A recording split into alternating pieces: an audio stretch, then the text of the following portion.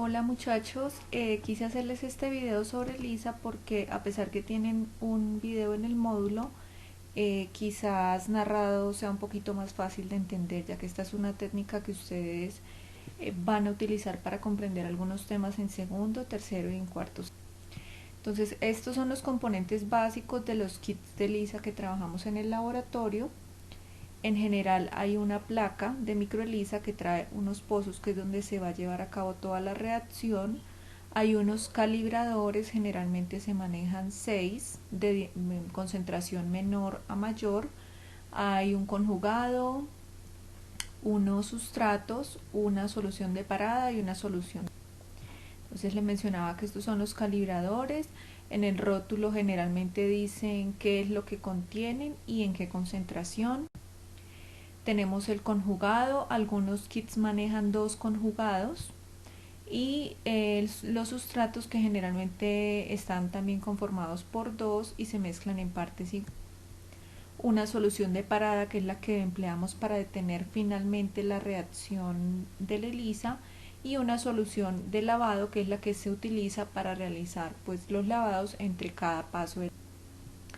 Una vez se realiza todo el procedimiento, al final de los tiempos de incubación lo que uno obtiene es una solución coloreada en los pozos, que debería variar dependiendo de la concentración de la sustancia que estemos midiendo y dependiendo del tipo de ELISA. Recuerden que en la lectura se mencionaba que, por ejemplo, para el ELISA directo o el indirecto o el sándwich, la cantidad de color es directamente proporcional a la concentración de la sustancia, mientras que en el ELISA competitivo es inversamente proporcional.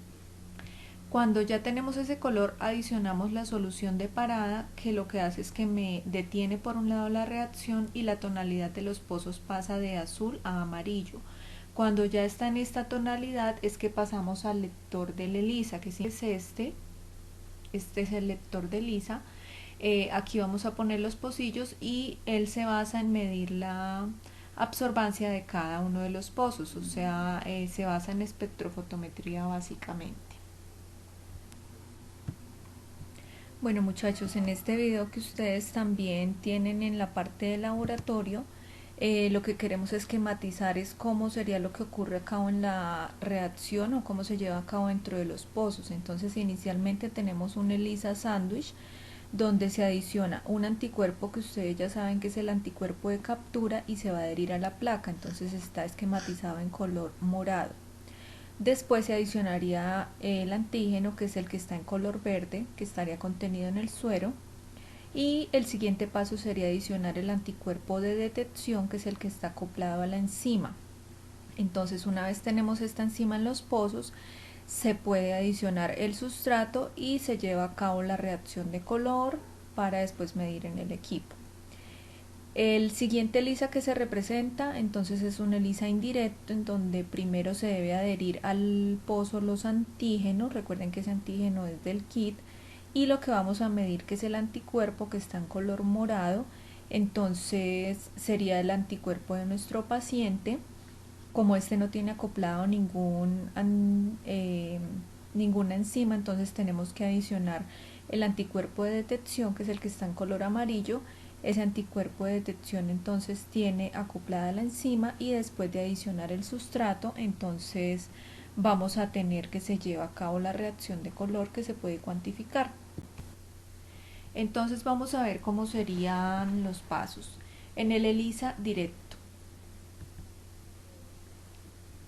lo primero que sucede es que se adiciona al pozo la muestra de suero. Esa muestra de suero contiene el antígeno del paciente, que es lo que deseamos medir en este caso. Entonces, ELISA directo mide antígeno. ¿Dónde está ese antígeno? En el suero del paciente. Todos los demás componentes van a estar entonces en el kit. Entonces, una vez que el antígeno se adiciona, se agrega un anticuerpo primario, también lo van a encontrar como anticuerpo de detección, y este se va a adherir al antígeno del paciente, que ya está adherido a la placa. El siguiente paso, ¿cuál sería? La enzima generalmente va a estar acoplada a este anticuerpo primario o de detección, o sea, esto sería un solo paso. Luego vendría el sustrato que va a reaccionar con la enzima para producir después el color. ¿Listo? Recuerden que esta enzima siempre va a estar acoplada al anticuerpo de detección.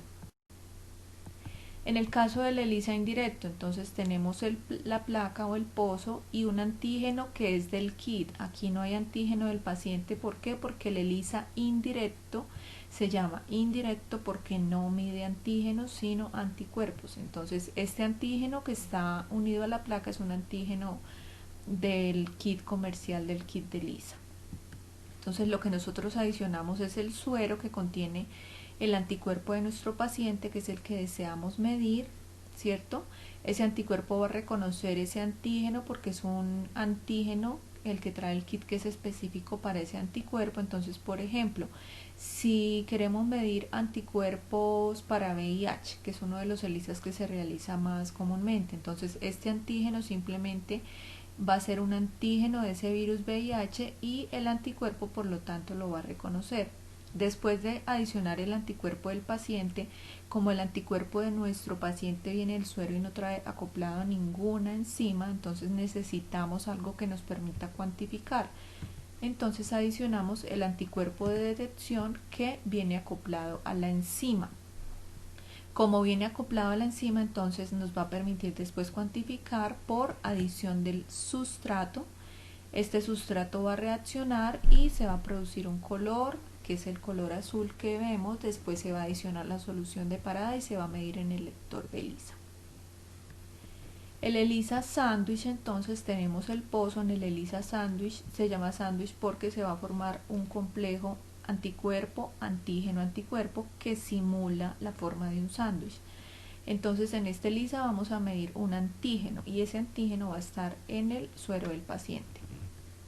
Entonces lo primero que hacemos es adicionar el anticuerpo de captura. Ese anticuerpo de captura se va a adherir a la placa generalmente porque tiene acoplado alguna sustancia, por ejemplo puede estar acoplado a biotina y la placa tener una sustancia complementaria como la streptavidina, o por otro tipo de reacciones. Entonces recuerden que ese anticuerpo es del kit. Luego vamos a adicionar el suero de nuestro paciente, que es el que tiene el antígeno que vamos a medir. Ese antígeno se va a unir por uniones específicas antígeno-anticuerpo. Después adicionaríamos el anticuerpo de detección. Entonces miren que esta es la forma del sándwich al que se le debe el nombre. Abajo y arriba hay anticuerpo y en medio tenemos un antígeno. Pero el anticuerpo que se une a la placa siempre va a ser el de captura y el anticuerpo de detección siempre va a ser el que está acoplado a la enzima. Recuerden que esto es un solo paso, o sea, el kit ya trae el anticuerpo de detección acoplado a la enzima. Aquí se los muestro aparte para que vean que son componentes que están dentro del kit, pero en el kit comercial ya viene acoplado. Entonces, después de adicionar ese anticuerpo que está acoplado a la enzima, se adiciona el sustrato, hay producción de color y ese color ya se puede medir en el equipo. Recuerden que aquí también la absorbancia es directamente proporcional a la cantidad de antígeno que deseo medir. Finalmente, entonces está el ELISA competitivo. En el ELISA competitivo entonces se adiciona inicialmente un anticuerpo de captura que se va a adherir a la placa. Después se va a adicionar tanto el suero que contiene el antígeno de nuestro paciente que yo quiero medir, como un reactivo que contiene un antígeno que va a competir, por eso se llama el nombre del ELISA así, con la unión por este anticuerpo. Entonces se adicionan a la vez el antígeno de nuestro paciente que está en el suero y un antígeno del kit que está marcado. ¿Con qué está marcado? Pues con una enzima. Entonces, ¿qué pasa? Ambos antígenos van a ser reconocidos por el anticuerpo porque son la misma sustancia. Por ejemplo, quiero medir la hormona T3, entonces esto va a ser un T3 del paciente y esto va a ser una hormona T3 que fue sintetizada en el laboratorio a la que le acoplaron una enzima. Como ambos son reconocidos por el anticuerpo, entonces ambos van a competir por la unión con el anticuerpo. ¿Qué sucede? Si hay mucho antígeno que está marcado con la enzima y se une mucho de ese antígeno, pues se va a unir menos antígeno del paciente, ¿cierto? Y lo contrario, si nuestro paciente tiene mucho del antígeno que deseo medir, entonces mucho antígeno del paciente se va a unir y va a quedar poca capacidad de anticuerpo para que se una a ese antígeno marcado. Por eso es que decimos que finalmente es inversamente proporcional, porque miren que cuando se adiciona el sustrato y se va a llevar a cabo la reacción y se produce color, pues este sustrato solo va a reaccionar con la enzima que estaba unida a ese antígeno marcado. Entonces, ¿qué pasa? Si se unió mucho antígeno marcado, hay mucha producción de color, pero eso indica que se unió poco antígeno del paciente, o sea que la sustancia que estoy midiendo está en baja concentración. Entonces, a más color, menos concentración de lo que estoy midiendo.